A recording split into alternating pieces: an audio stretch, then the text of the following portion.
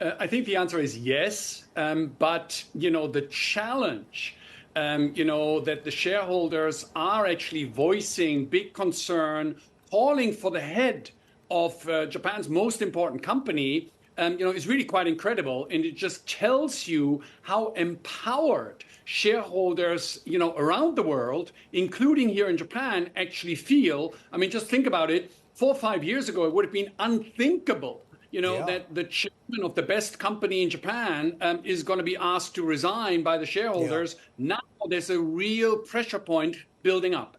Indeed. I mean, when you take a look at the share registry, right, I think about a quarter of Toyota shareholders right now are foreigners, ex-Japan folks or institutions, right? So obviously they've got much more leverage here.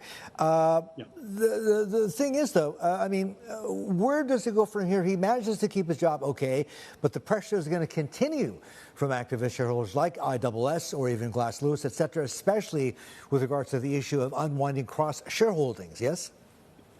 Exactly. I mean, you've got sort of a lot of pressure points building up there, and I think from my discussions with Toyota, they're fully aware of the pressure points. They do want to continue to be the world's #1 car company.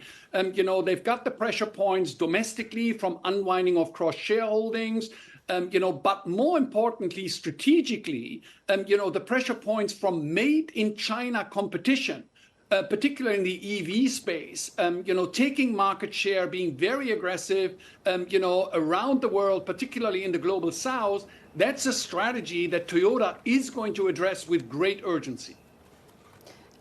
Jesper, it's Lynn here joining in on the conversation. I just actually wanted to pick up on what you were just talking about in terms of the Chinese competition, because, yes, we've seen record earnings, but even in terms of its forecast, it's cited, for example, the competition in terms of China as being a potential headwind and, of course, factoring in for its earnings going forward, the continuing weakness of the yen. But what do you make of the criticism that it is still moving too slowly, that it doesn't have, a proper BEV strategy? It is kind of, I guess, reveling in this sort of mini hybrid renaissance at the moment. But how long do you think that will last? Look, I think that, Toyota is actually taking quite some bold steps there. And, you can argue whether joining the EV bandwagon whole out is the right thing to do. I mean, remember, Toyota is the world's largest and biggest car producer. And thank you very much. They are very, very capable of running high operating profit margins, a phenomenal business on the existing business there.